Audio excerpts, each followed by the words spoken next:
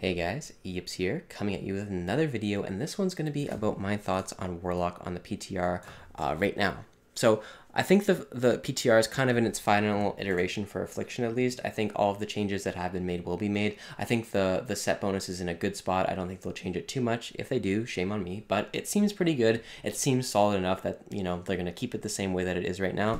Maybe make some tweaks in the future. Hopefully nerf Nighthold 2 set. Anyways, that's for another time. Let's talk about right now. So let's talk about 2 set. 2 set. It's kind of like a pseudo shard generator. So you know how in the past in Nighthold, Agony generated 1.15 the amount of shards, and then Tomb of Sargeras, the 2 set, Corruption generated shards. This is kind of like a shard generator. When Agony deals damage, there's an 8% chance to increase the duration of Unstable Affliction on the target by 2 seconds. So if you have 5 UAs and you know your Agony ticks, all 5 of these UAs would have that unique 8% chance every single time that Agony ticks to give 2 more seconds to your Unstable Affliction. I think the way that the damage will work is you're going to get 2 full seconds of Unstable Affliction. So how long your UA lasts, so my UA lasts 6.2 seconds. The 2 seconds would be 1/3 of that, so I think I'll get 1/3 of an Unstable Affliction worth of damage. So if my UA did 1 million damage, I'll get 333,000. So that's really good. That's amazing, actually. That's a lot of damage in a 2 set. So really looking forward to playing with that. It's going to be fun on multi-targets to be spreading a ton of UAs on a ton of targets and having them reset over and over again, and you're just doing wild amounts of damage. So that should be really fun to play with. I really like it. It's important to note that it only affects Unstable Affliction. This is not a 2 set that benefits Seed of Corruption because it's not actually a shard generator, but it's still really good. I think it promotes multi-dotting.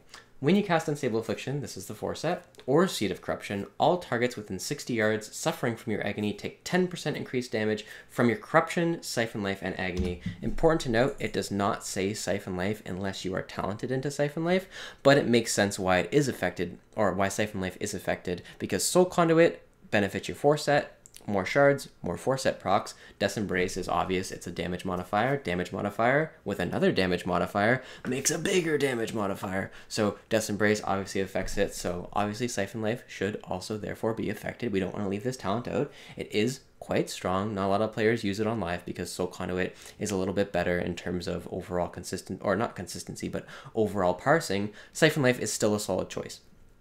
Okay. So that's cool. 4 set, 2 set seems pretty good. You know, damage increase on our dots, more UAs via Agony on the target. I like it. It's all pretty passive. It all kind of plays itself out. So let's talk about, you know, what sort of things we'll be doing. A lot of people have been coming to me saying, you know, on single target, everyone be playing Wrath and Agony now. I don't think so. I think we're still going to be playing Malefic Grasp on single target. I think that 25% modifier is way too strong, and it actually synergizes really well with the 4-piece. The reason it synergizes so well is because when you cast an Unstable Affliction, that is when the 5 seconds or 6 seconds of Tormented Agony gets put on the target. But guess what? Oh, there's a UA proc reset. Whenever you cast UAs and you're playing Malefic Grasp, immediately after, that's when you start casting Drain Soul. So you have the Drain Soul damage modifier, which is a 25% modifier. You have the Contagion modifier, which is a 15% modifier. And then you also have that 10% modifier on your dots. So it's going to be a lot of modifiers multiplying together to equal a large amount of damage. So I think Malefic Grasp is still going to be the go-to on single target. Moving away from that, I kind of want to talk a little bit about legendaries, just because I think they're going to be changing in the next patch, and I want to talk a little bit about why. Right now, on live, you see a lot of people using Belt Netherlords. Now, I could be very wrong on this. That could be the case that every single person plays that next patch, but hopefully they nerf Nighthold 2 set, and that's the reason right now we're seeing so many players use Netherlord and Belt is because of 2 set, 4 set.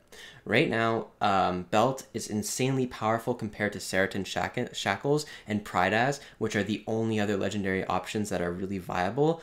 With 2-piece, 4-piece, the Nighthold 2-piece and the Tomb of Sargeras 4-piece. And since that Nighthold 2-piece is so strong, everyone's kind of forced to be playing Belt Netherlord right now on single target boss fights. However, I think with this new tier, we're not going to be seeing many Warlocks play 2-piece, 4-piece. Tomb of Sargeras 2-piece is fairly weak. Hopefully they nerf Nighthold 2-piece so we don't get some crazy Titan Forge stuff coming out of there. But I think with the increase in item level as well as the power swing, a lot of Warlocks will move away from that and just be playing with the new 4-piece. And if you're only playing with 4-piece, all of a sudden, helmet and chest become crazy powerful. Right now, in terms of raw sim DPS, helm and chest are on about the same power level as the belt. It's kind of the same thing with Reap and Sow, not quite so much, but helm especially and chest also are almost on the same power level as belt. The 2-piece, 4-piece is what pushes the belt over the limit. So I think what's actually going to end up happening is next patch, we'll see a lot of players gravitate away from the belt, not only because 2-piece, 4-piece is being removed, but also because of the 2-piece of the new set. Since your UAs are going to be getting increased duration, it could happen that when, you finished your drain cycle on the target, and you cast like a couple of UAs, you're draining, it could happen that when these UAs are about to expire and you're about to start your new rotation of casting UAs, they could all of a sudden refresh themselves and then you don't get the benefit out of that belt. Also, the 10% damage of the Hood on your Agony will synergize nicely with the 10% from your 4 set. So I think Hood is going to be a really solid legendary to play next tier, especially because our set bonuses don't give us any sort of passive shard regen. I think Hood will really make us feel a lot more consistent on single target, as well as give us a lot better damage.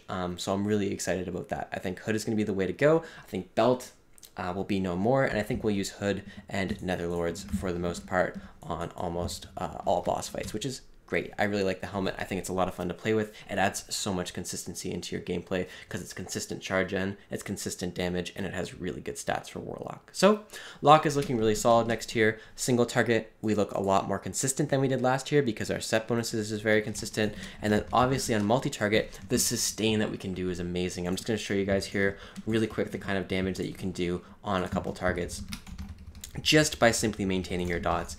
It's absolutely crazy because every single target is going to be being affected by this 10% modifier of your dots.